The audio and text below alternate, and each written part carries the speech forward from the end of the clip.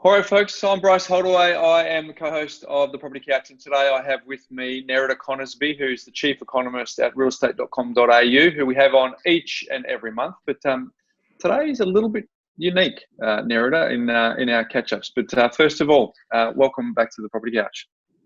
Thanks for having me. It's a pleasure. Hey, what a difference 4 weeks makes. Last time we caught up was Monday the 2nd of March, so some 4 weeks ago, and you and I were talking about the fact that at the time there'd just been notification that we'd had our first coronavirus-related death, and you and I had a tone around a cautious, tone around what does that mean? But what a difference 4 weeks makes, right? Yeah, I mean, look, it is changing day to day. I think the data and the information and the policy changes, there seems to be something new being announced every single day. So it has been a very, very difficult market to work out what's happening. At this stage, we can clearly see there's a lot of distress with renters, and a lot of renters are young. They're exposed to hospitality, tourism, entertainment. They are also typically lower income, so that's an impact. And then that flow on to people who own investment properties will be quite significant. So yesterday we did see the announcement around banning of tenants for a 6-month time period. Beyond that, we don't know how landlords or owners of investment properties will have in terms of tax breaks, for example. It is highly likely there'll be some sort of changes to the tax breaks that they receive. But at this stage, the government's basically said, work it out for yourselves and see how we go from there. What's your best guess? Clearly, at the caveat that it is just a crystal ball and you don't know, but what would be your best guess on how they might respond around the incentives to the landlords? Because clearly the renters will be doing it tough, right? And we don't want this to be an argument of the rich, greedy property investors versus the poor, vulnerable tenants. Because at the end of the day, for the majority of property investors, they are vulnerable Australians also.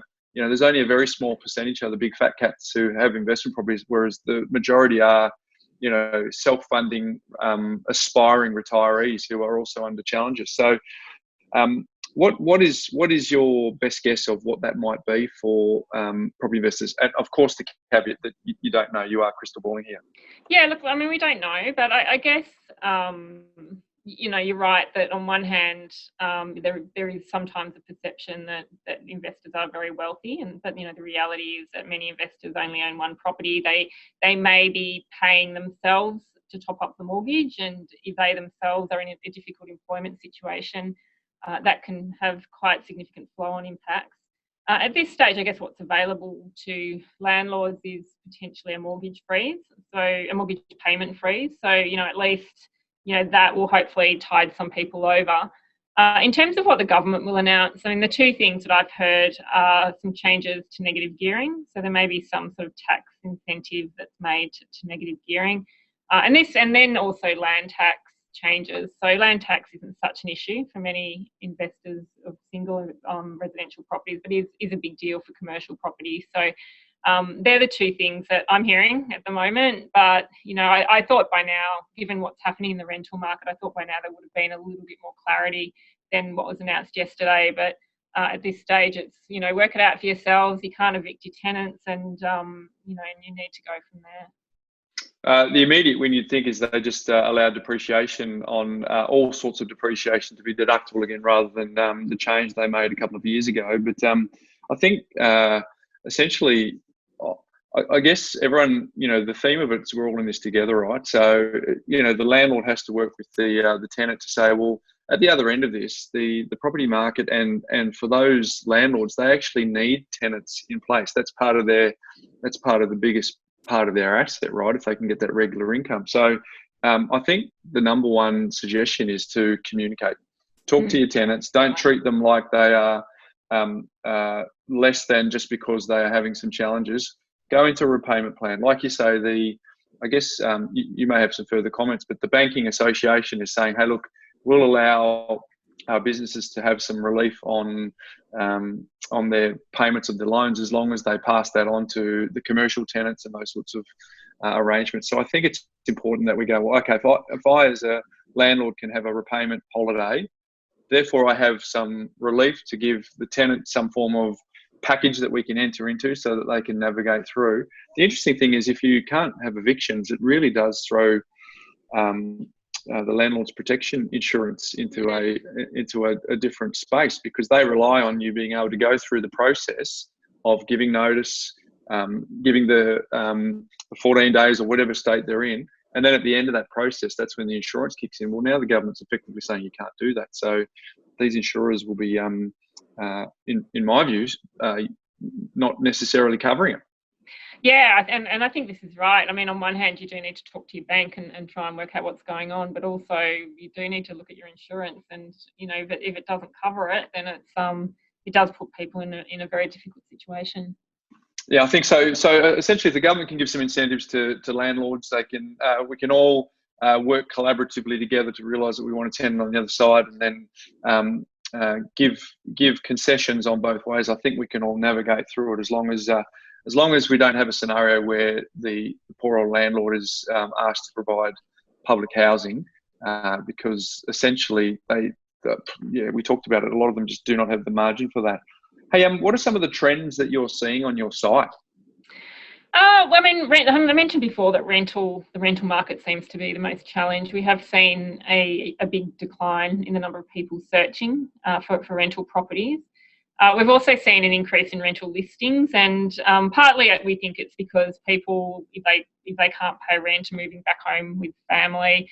Flatmates, we've seen an increase in the number of people that are looking for people to share. So that makes sense that if you can't afford rent on your own, you may look to share your property. In terms of, and then also we're starting to see a lot of Airbnb or short-term accommodation switch to long-term. So that market is really challenged at the moment. Obviously, people aren't holidaying like they used to. If you go somewhere like South Australia, Western Australia, Tasmania, Queensland, if you're coming from New South Wales or Vic, you actually can't even get into those states. And particularly, I mean, Queensland's the one that we've really seen a big increase in furnished listings, rental listings on site. So they've more than doubled over the last couple of weeks. The buy side, the for sale side is a little bit different. Up until last week, we were still seeing high levels of search compared to the same time last year. So, I mean, that was interesting. I thought it would probably bottom out a little bit quicker. In terms of this week, it is starting to pull back, not surprisingly.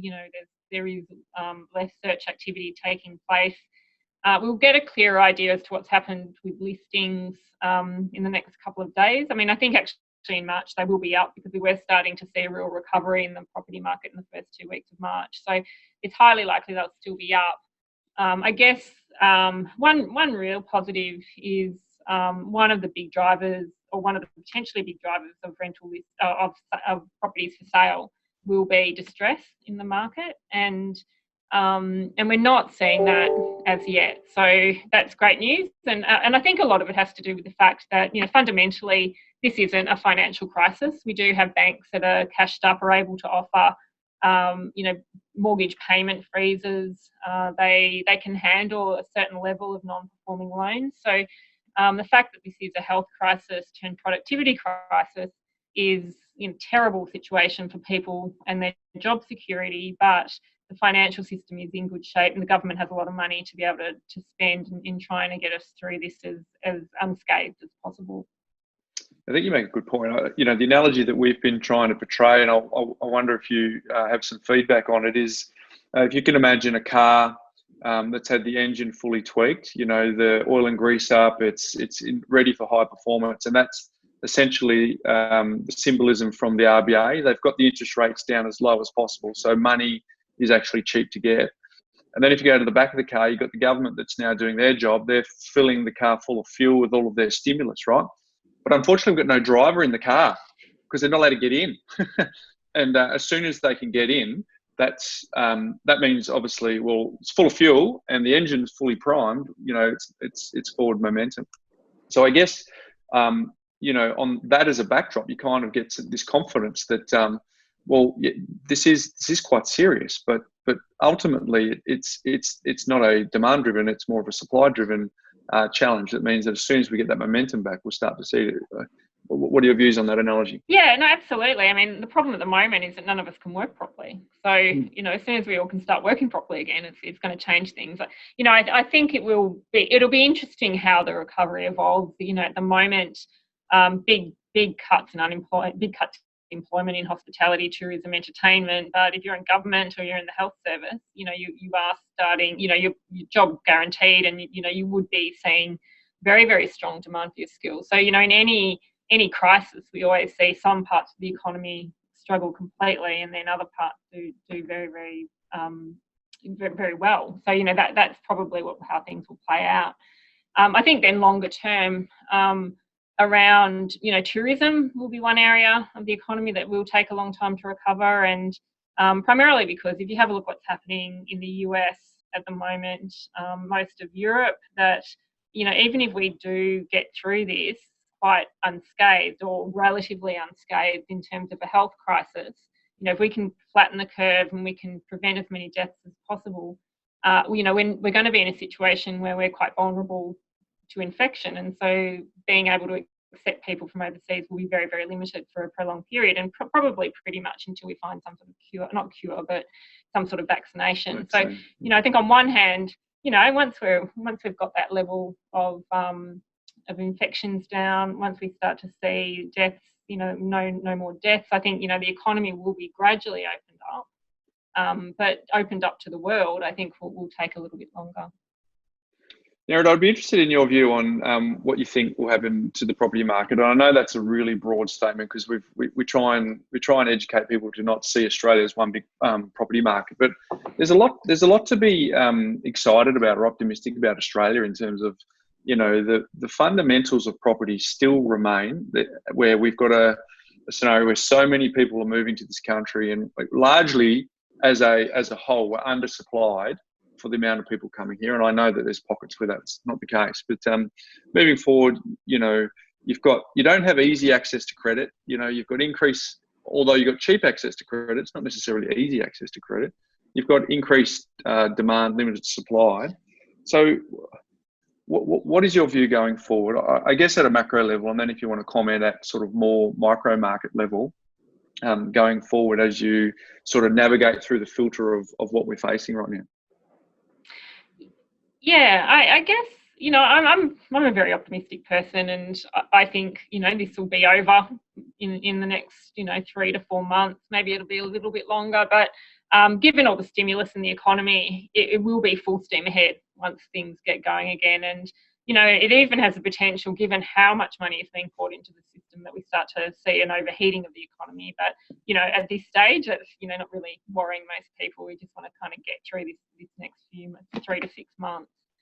I think, I think we will see price declines. I don't see how we could not see price declines, and primarily because buyer activity will slow down significantly. We'll probably see, we will see seller activity slow down as well. So, there will be, a little bit of a hibernation of the property market where pretty much not much will happen over a prolonged period. It was interesting, actually. I've been having a look at some of the situations overseas at the moment, and the one that was really interesting was looking at some of the data coming out of Italy at the moment, and it surprised me. I don't know that the data source was from a real estate research institute, so I don't know how good they were or whatever, or credible or whatever, but they were talking about it between January, February, and they didn't have March data, so obviously things got a lot worse in March. But they saw sort of between 10 and 20% drop off in sales, which it surprised me. I thought in that market it would have, given that economy has been really shut down and horribly impacted, I would have thought that it would have been quite dramatic.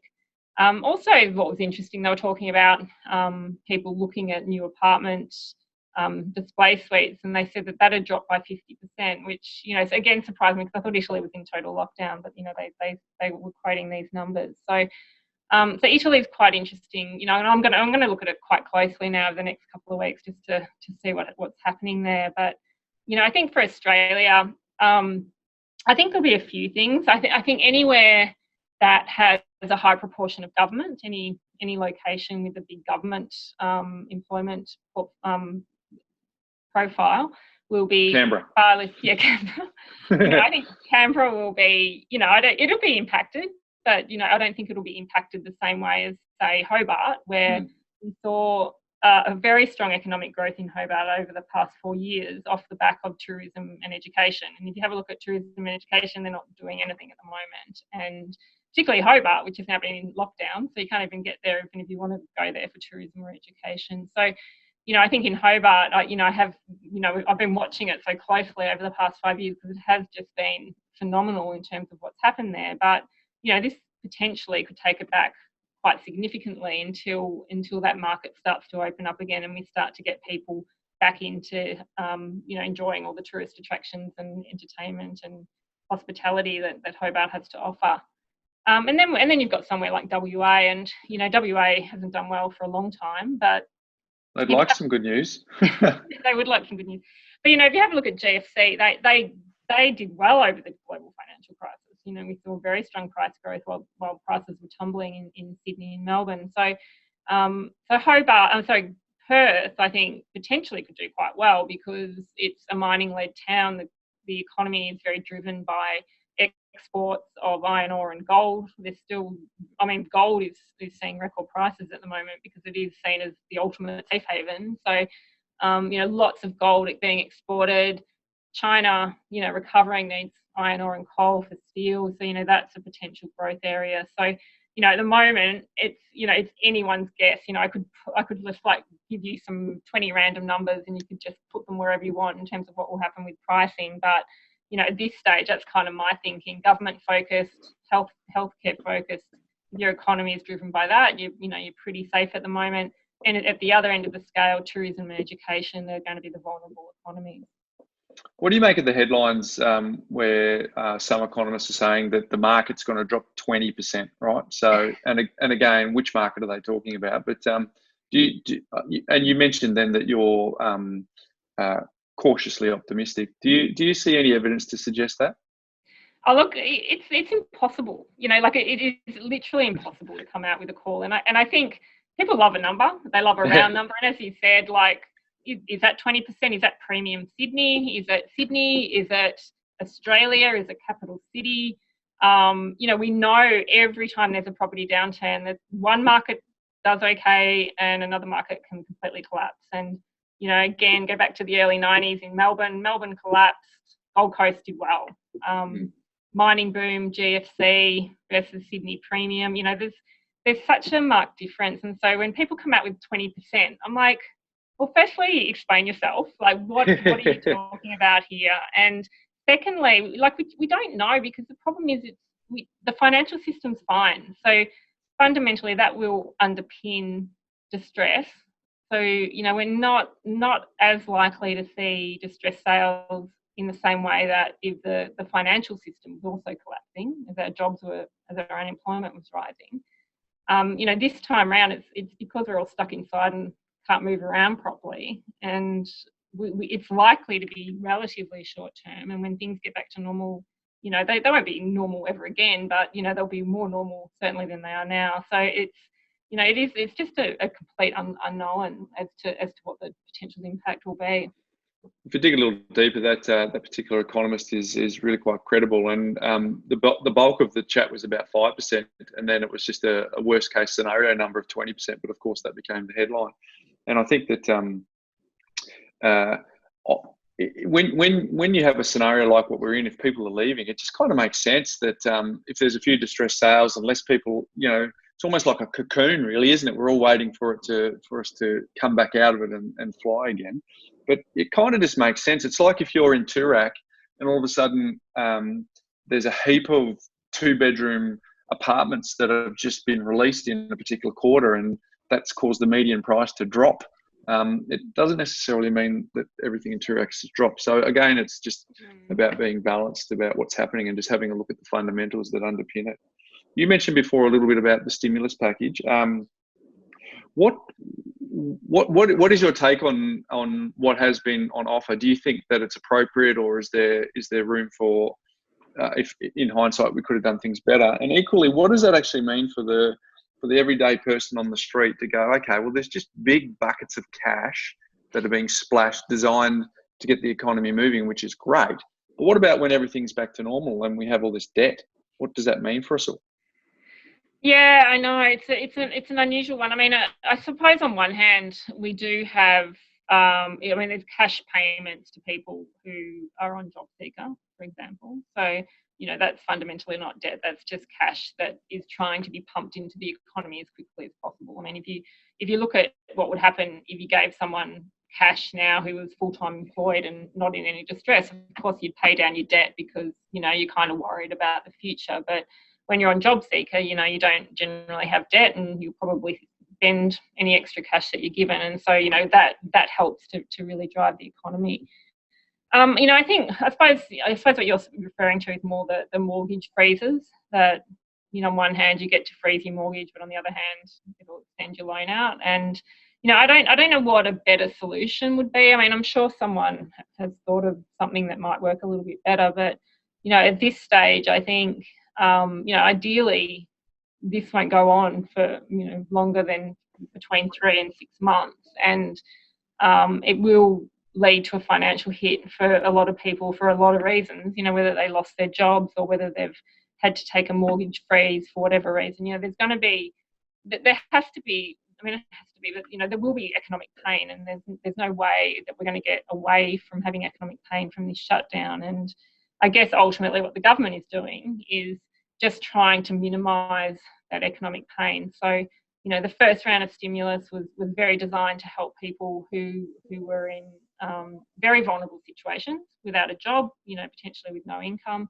But then as things have gone by, I think they just are continuing to ramp it up and change what's on offer. I guess one of the challenges at the moment is everyone's flying quite blind, and on one hand we're trying to stop the spread of a virus and trying to get people to behave in a very, very different way, and then on the other hand it is leading to these awful economic outcomes which it's very hard to avoid them, and governments just trying to work out the best way to approach it. I mean, they'll get something wrong, like I don't doubt that there'll be something that they do, and it leads to this not terrible, but there's some weird thing that happens to the market, and it's just not ideal. But I think if you're sitting here right now, it kind of seems fairly sensible in terms of what they're doing.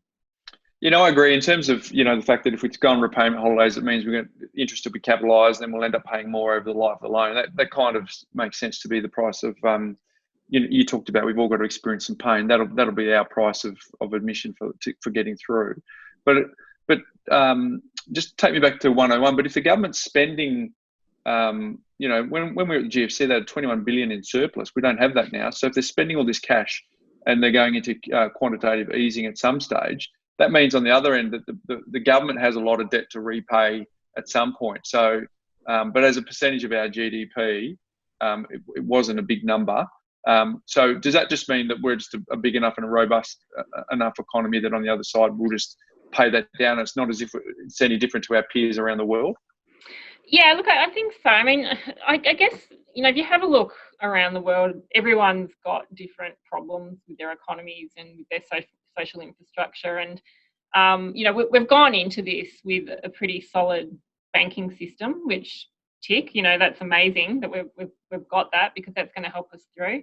The other big thing is that we've gone into this with a surplus. So, we do have money to spend. Compare it to Italy, where, they never got out of the GFC pretty much. It's been 10 years of very, very tough conditions in Italy, and their banks were going under even before what was happening. So, from their perspective, it's very, very challenging. Then go to the US, where the economy is has been doing very, very well, but then their health system is very complex, and they're in a very, very difficult situation already in terms of trying to accommodate people in hospitals and the like. So, I think, there's always a lot of criticism around government policy and around, how things are done. But I think going into this, we are going in a very fortunate position in that, you know, we the solid banking system, surplus, decent economic growth. We're going to come out of this, hopefully, depending on how long it drags on for, hopefully less impacted than other places around the world. And we're going to become more desirable than ever for people to want to come here, right? So if you're getting all these migrants who want to prove that they made the right decision, they want to come over to Australia, they want to get a good job, they want to buy a home, which will place increased demand. But all of a sudden, the way that we navigate through this and the lifestyle that we have on offer will become even more appealing, I would have thought, as a result of something like this. Do you see any social benefits, just slight side note, social benefits of what we're going through here as a silver lining? It appears to me that people are becoming more connected. It appears that people are finding out or reminding themselves what's really important to you. Do you have a view on that? Yeah, I mean, it's interesting. I mean, working a lot with media, it's interesting how much in demand their services are and how seriously their roles are now. I mean, their roles have always been taken seriously, but you know, it's so vital in this sort of environment to have strong journalists out there, you know, reporting properly on what's happening. And I think, you know, that's been a really interesting change. Yeah, I've got no doubt that when this all ends, we're going to have a lot of fun. You know, it'll be such a nice environment to be able to see each other in person, and to be able to appreciate spending time with family and friends in person is going to vastly change. So, yeah, I think it was actually even in terms of environment. I mean, if you have a look at Earth Hour this week, I mean, there was a lot of positive comments that horrible to get there this way, but for Earth Hour, it was, you know, there has been some positive things happening. But so yeah, there's certainly it will change. I mean, it will change the way we are. I've got no doubt, and I think it will also change the way we are, because the potential of something like this to happen again is you know, it's possible. So I think we'll likely see the ability of government to shut down international flights, for example, very quickly. Will likely be a scenario. I do think massive investment in hospitals. You know, I think the healthcare sector will get a massive amount of money thrown into it. Investment in medical research and health research will get a lot of funding. So, you know, there will be this sort of shift around in terms of what we see as important and what can also keep us safer in the future in light of what's been happening. Yeah, very true. We said to spread a message of, you know, staying calm and spreading a contagion of social connection. So I've put my money where my mouth is. You know, I'm connecting with folks I haven't spoken to in a long time, and it's actually been really nice, been really refreshing. So hopefully that becomes an ongoing benefit of something that isn't very positive. Hey, auctions effectively closed down on the weekend, but it's interesting because the initial reaction is to go, oh my gosh, that means the property market shuts down. Then you go, oh, hang on a second. Not like the vast majority of transactions are done via private treaty anyway. So, which was interesting. After, you know, a couple of minutes of reflection, you think, okay, it's business as usual. Well, no, actually, that's not true. But the real estate agents are resilient. Straight away, you know, for as long as you need to shuffle in your seat to get more comfortable, so too will a real estate agent, to make sure that they can actually transact until they sort of get to a scenario like what we've got in New Zealand, where it is a total shutdown. It's still open for business. You know, you can still transact in real estate, can't you? Yeah, this is the thing. I mean, the auction, I guess the discussion around what this would mean of no auctions was quite dramatic, particularly when you look at only around in 2019, only 17% of properties actually went to auction. So, you know, it is a tiny proportion, and it is also very focused on the premium end of the market. I mean, if you have a look where most auctions take place, they're in Melbourne, Sydney, Canberra. They're in, you know, better homes in those locations, better suburbs. So I guess in terms of, you know, a statistic that everyone loves, which is the clearance rate, we have lost that as an indicator of what's been happening in Sydney and Melbourne. So you know, there was a lot of clearance rate numbers bandied around on the weekend, and I mean, it really was meaningless. I mean, if we have a look at how many auctions were meant to take place in Sydney, I think it was about 1,200 that were meant to take place. In the end, 300 agents reported results. but whether that was an auction or whether it was some other whether it was an online auction or whether they rang up a lot of people or they shifted to private sale and sold on the Friday, we just don't know. And there was a lot of I guess uncertainty amongst agents on how things should be reported, which is primarily why the data wasn't really that useful in determining what actually was happening. Yeah, it's changed. My team is well and truly reporting that it's an off-market environment. And for example, on the weekend, we were able to secure a property at a lower price than a competing offer because we were able to let the agent know that our client was a police officer and their employment was rock solid, and that certainty meant that we were able to get it. So it's a different game to play at the moment, but we still are transacting and there's still opportunity. And to be honest, some of that opportunity is in the favour of those people who have security in their job. They have buffers in place and they're making 10, 15-year decisions. So they're able to actually pick up properties that ordinarily would be under much more competition, which means that they're able to get it for a better price. So yeah, I think the important point is, as you said, a very small percentage of them go to auction, and there's still business as usual. Business as usual in terms of being able to transact. It's clearly not business as usual of what's going on for real estate agents.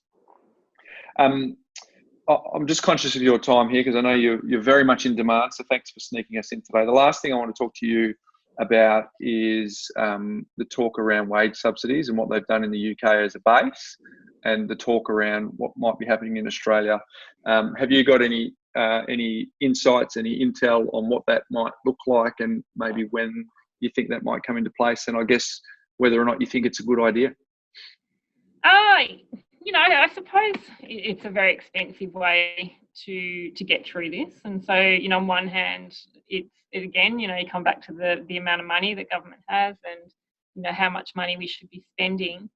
The other hand, though, on a personal finance level, it dramatically changes the way that people view the next few months. I mean, if you can guarantee that you'll get paid, you'll pay your rent, you do everything pretty much normally. If you're getting paid 80% of your wage, I guess the government, there's three things the government are trying to do. The first is to ensure that people stay employed, and if they do become unemployed, that they can get through this without going into huge amounts of distress. So, that's pretty much what they've been doing at the moment is trying to calm people down and, make sure they know that they're supported and, it's tough, but, we'll look after you.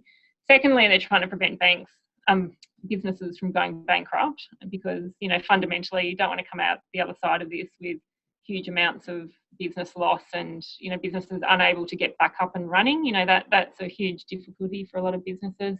And then thirdly, for this not to turn into a financial crisis. And so, that if it does turn into a financial crisis, that's when we're going to get into a lot of trouble at the moment.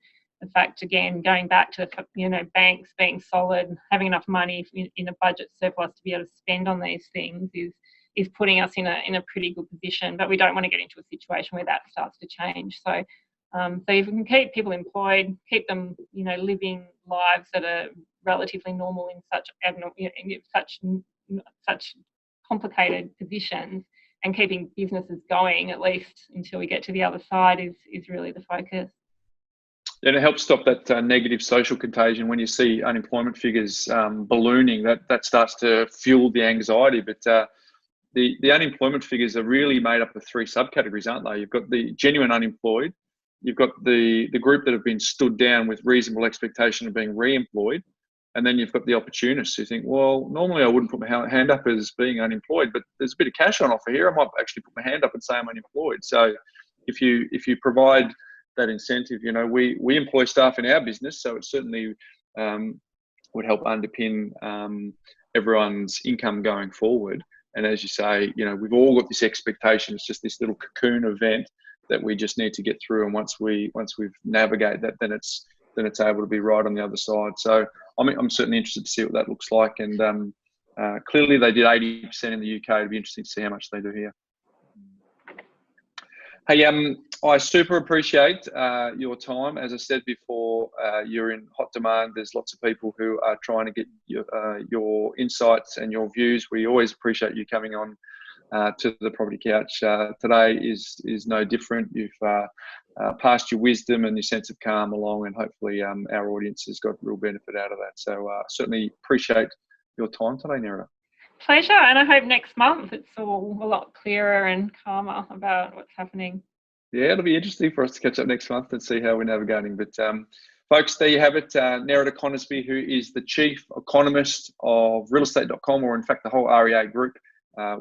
She's always generous with her time, and we appreciate her coming onto the Property Couch. And folks, remember, each and every week, Ben and I will be talking about the latest queries and updates. So if you go to the podcast, we will come out every Thursday at 3 o'clock. So folks, check it out, propertycouch.com.au.